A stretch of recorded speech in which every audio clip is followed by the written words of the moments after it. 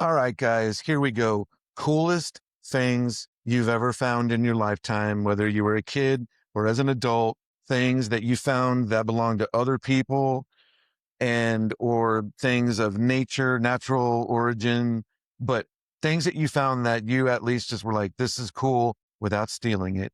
And John, go. Give me What? an example.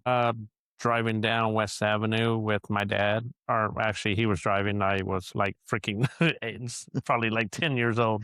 Let me try. And we're going home, and I don't know what made me do it, but I looked out the window because that's when you can, actually put down the window and not be scared that, a homeless guy was going to grab you. and and then again, like I looked out, and then something else made me look down, and I saw money, and the light was red. So I was like, "Hey, Dad, there's money on the ground. Can I open the door and grab it?" And this is way before freaking safety features or anything like that. I mean, the only safety feature it had was A seatbelt. the seatbelt. Yeah, basically. I mean, survive an EMP. And I picked it up, and it was like, I want to say it was like $84. Wow. And my dad, I was like, Dad, can I keep it? And he was like, you found it, you keep it. And 10 years old, what was that?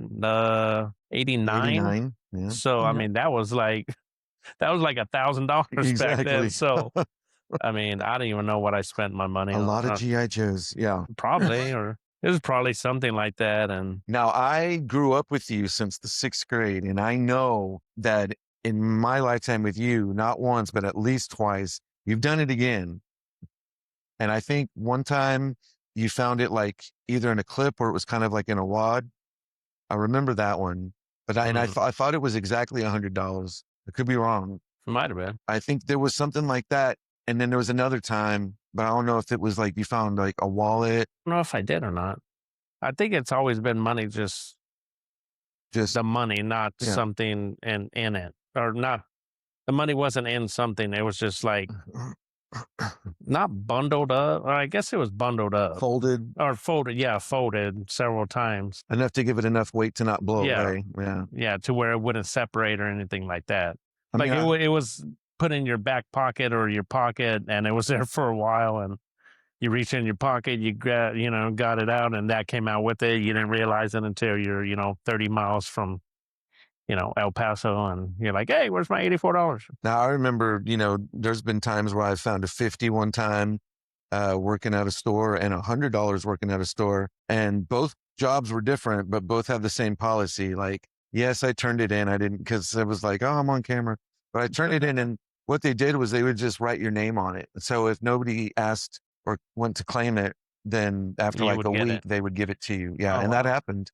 I was always kind of really crazy. The twice that's happened. Where was that? Whole Foods and Target. Wow. Yeah. Really? Surprisingly, so for Whole Foods. They like kept it for a week, and then they'd give it to you if nobody claimed it. Interesting. The coolest thing up probably that Babe Ruth baseball card in my great grandfather's stuff. I was about 12 years old going through it with my grandmother and found it. Sold it a couple years later for about $25,000.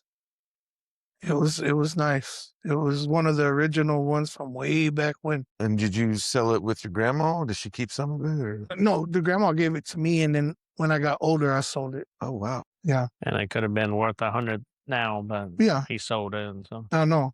It was a mistake. And saying going off of that, actually, when I was cleaning out the shed and all that, you can see I cleaned those shelves.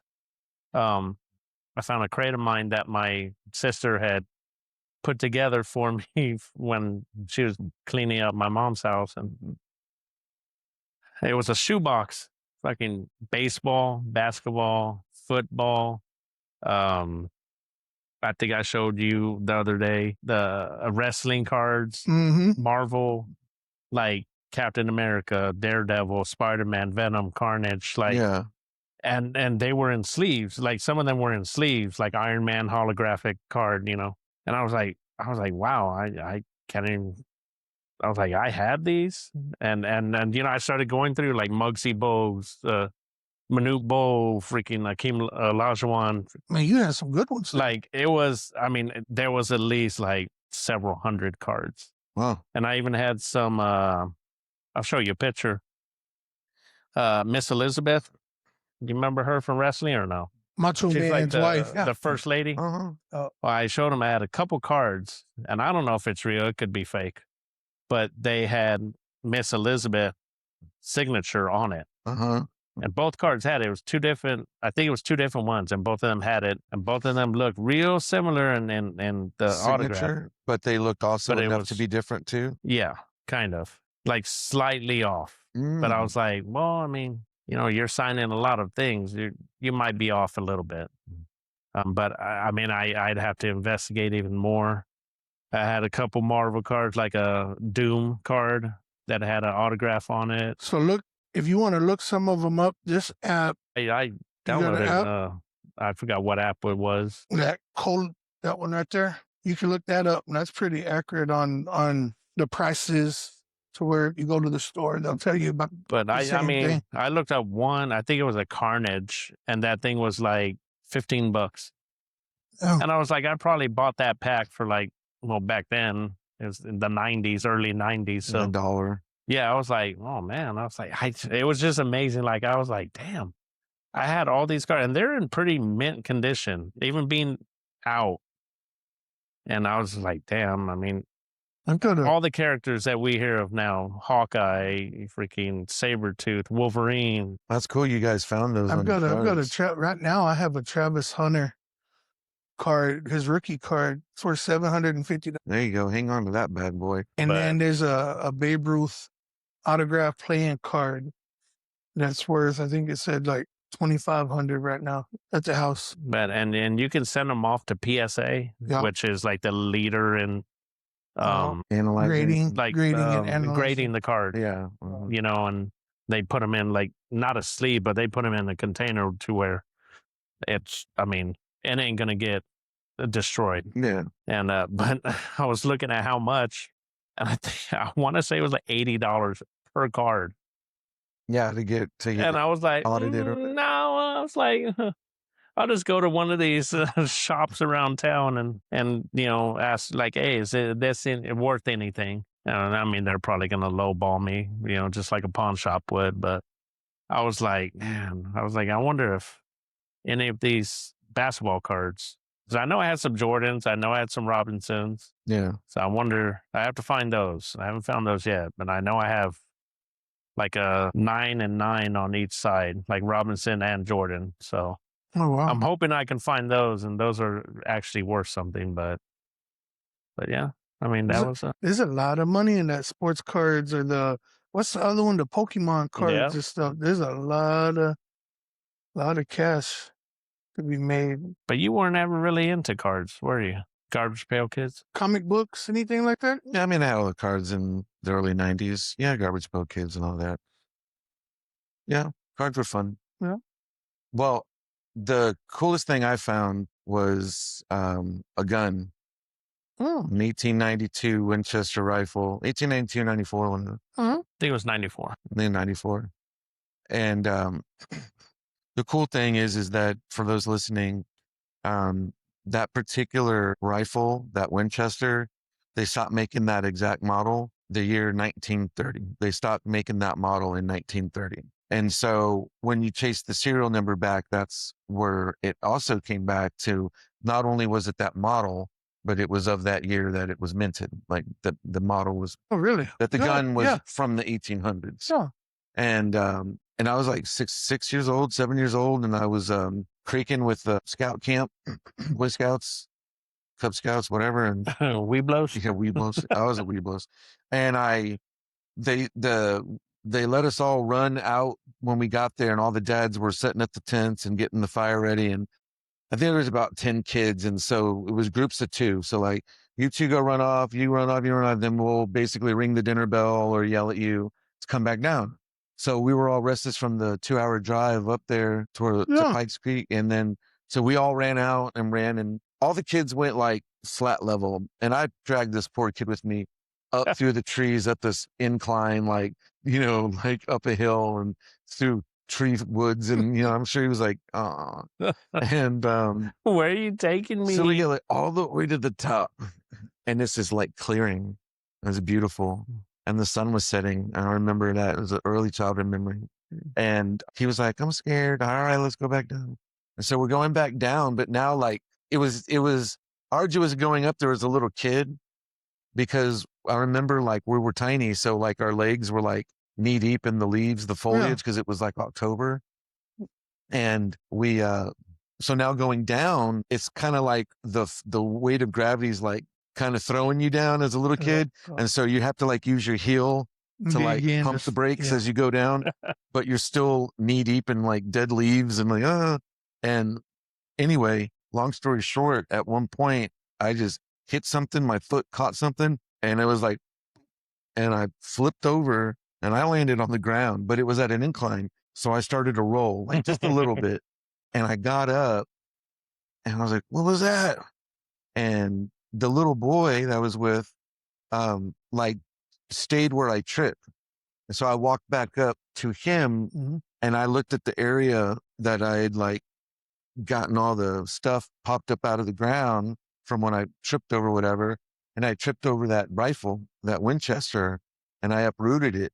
Wow. And so I took it back down. And of course, all the dads like, whoa, whoa, whoa, whoa, whoa, whoa, you know, they didn't know like this is a live gun or what. So my dad took it. And then, you still have it? I have it. So what happened was my dad had some hard times in his life. And at one point in time in the early 90s, he pawned it. And I remember he had told me, I had asked about it when I was a teenager. And, oh, I'm sorry, son, I pawned it, whatever. And I was like, man, I was always like a little bitter. Like, that sucks. Cause like, I just knew it was a cool gun and I didn't wanted it, you know? And then fast forward decades later, went over to my dad's for Thanksgiving, and everybody had eaten and everyone was sitting on all the couches. So me being a gentleman, I just sat on the floor. And so like my back is towards the TV and everyone's in front of me and we're just talking, sharing stories. And my dad was like, I'll be right back. I didn't think a thing of it. And then like going to the restroom or something. He came up behind me and I saw everyone's face was like, what? And I didn't turn because I didn't have time. And he lowered in front of me because I was on the ground. So he hovered behind me and then he lowered in my lap from behind the rifle. And he was like, now you can have it. And I was like, what have you? He was like, I went through a really hard time and I pawned it.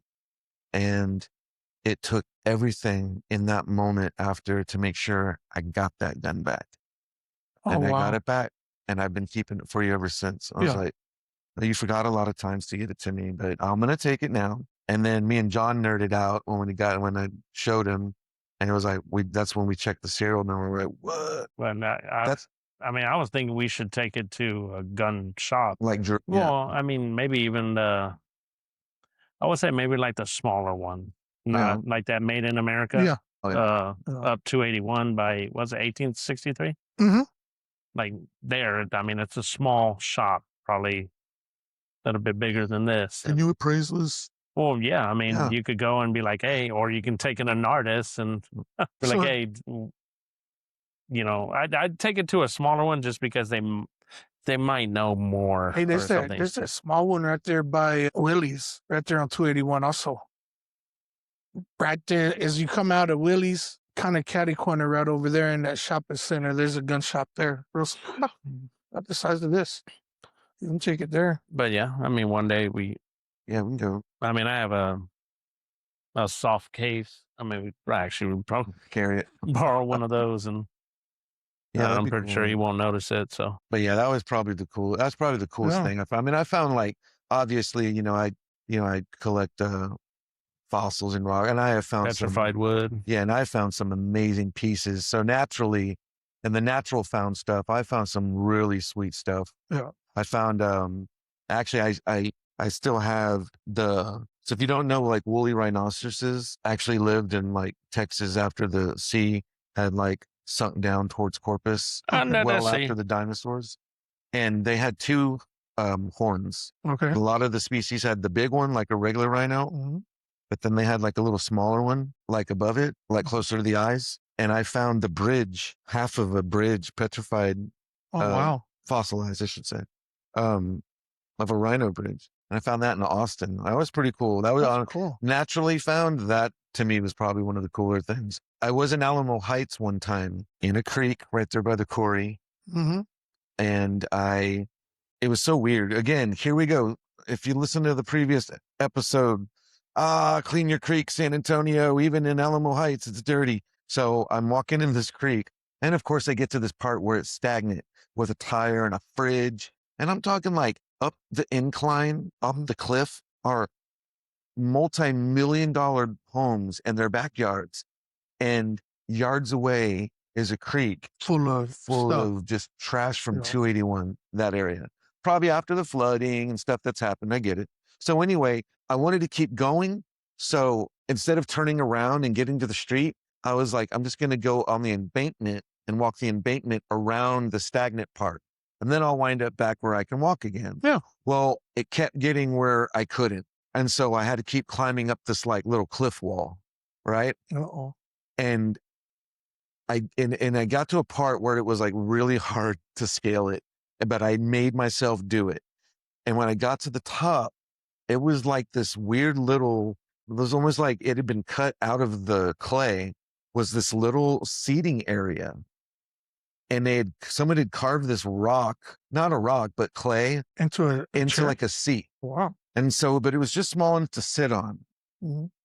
But my knees were bent and my feet were on the ground. So it was like, looks too perfect for it to be naturally made. And of course you could tell people had been up there. There was bottles of, there was just trash. And I was like, all right, well, people have found it. And I'm leaning back and it's the dead of summer and I'm sweltering hot and I'm just trying to catch my breath. It was so hot. And I leaned my head back against the rock wall and I just happened to like look over, like I just like rolled my head over. And I saw this piece of metal sticking out of the rock, the clay. And I was like, what is that? And it looked like a little thimble. Like a little thimble, man. But it wasn't. What it looked like was like a thimble without the holes. Like the world's smallest little tin bucket. And so I started touching it and I noticed it was connected to something. So it was real loose. So I just barely kind of started scraping away around it. And I realized it was connected to like a pole of wood where I was like, what is that? Story time. So I started pulling it out, the rod, and whatnot. And I basically unearthed this cane. Oh, wow. And the bottom of the cane was the little metal part, I guess, where that touches the ground when you walk. And the way it was fastened to the bottom or to the end of the cane was it had a nail through the metal and the wood, keeping it held together on there. Oh, wow. But what it was bamboo. So I pulled it out and it was a cane, like a real cane, but it was man-made, like not man-made, but it was made, it wasn't manufactured. Okay. It was handmade. Yeah. And so, cause where the handle is, the curve of the handle, it was all burnt on the underside, like ash, like charcoal, like it looked like that. But on the other side and the rest of the way down was bamboo. So it was like one long piece of bamboo that somebody had manipulated and gotten hot and had bent it for a handle. So I asked people and I looked it up and lo and behold, it was a real old school method that a lot of the, like farmers, especially like Hispanic farmers, rancher, like it was just a thing that was very well known to be done in the 1800s, 1700s, and into the early 1900s. But what they would do is they would take a piece of bamboo, a long rod, they cut it down where they knew that once they made the handle would be perfect size for a person to use to walk. And people were shorter back then because this thing looked like it belonged to like, a short person. And what they would do is they'd get the coals and their fire going. Maybe they were making dinner and the campfire's still going overnight. And at some point, you just put one end of that bamboo into the coals. Okay. Not into the fire. Into the coals. Into the coal. Yeah. So maybe after it's put out or whatever. And so that's why only one side was hot. You leave it on there and it cooks the underside of that piece of bamboo. And then you slowly start bending it and it will eventually keep bending into a perfect half circle for the handle. And I found it. So that's probably the second coolest thing I've stumbled across. Both ancient, not ancient, but artifactual, kind of ancient guns from 100 years ago. That's probably the coolest thing, other than finding money on the ground. Yeah. Anything else? What do you guys think? Yeah. Well, I had to look up the email that I had sent to an archaeological society or something like that. But I want to say I found it with you when we're younger, not recently, but when we're younger, and it was that tool that it looked like a spearhead. Remember? Oh yeah. So, I found that, and I always wondered throughout the freaking over the 3 decades I've had it, what it was.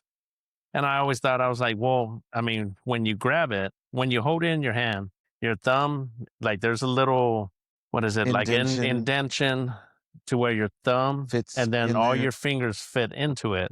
And I was thinking, like, you know what? Maybe this was something used to skin. A hider. Yeah. And I was like, you know what? I'm gonna, because I remember going to Natural Bridge, or not a Natural Bridge Caverns, and they had on display some of the similar things. And I was like, oh, I have something like that. Maybe it's a Native American artifact. So I contacted the Institute of Texan Cultures, which is no longer here, which sucks. But and they had told me that there was a conflict of interest, that they couldn't look at it or put any value to it or something like that. Having a conflict of interest in identifying and or appraising a value of the object. So then I had to get with the Archaeological Society to help me figure out what it was. So I did, and it was a Catherine Brown from UTSA. And she was with the UTSA Center for Archaeological Research, or CAR. And she had wrote, thank you for reaching out. This is indeed a Native American artifact.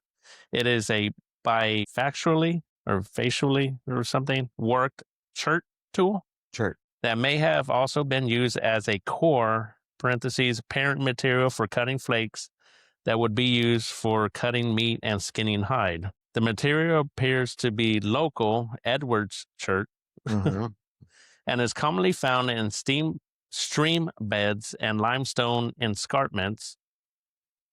Bifaces are relatively common, so they are hard to nail down to a specific time period. But I would guess that this dates to the Archaic period, 6,000 to 1,000 BC.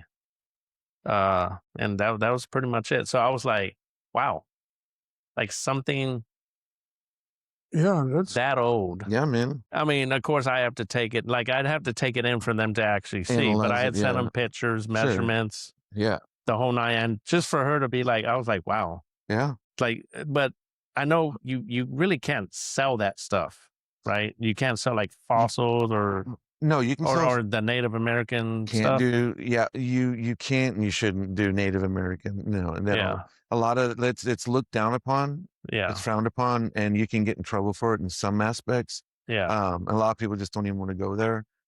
Fossils are different, Yeah.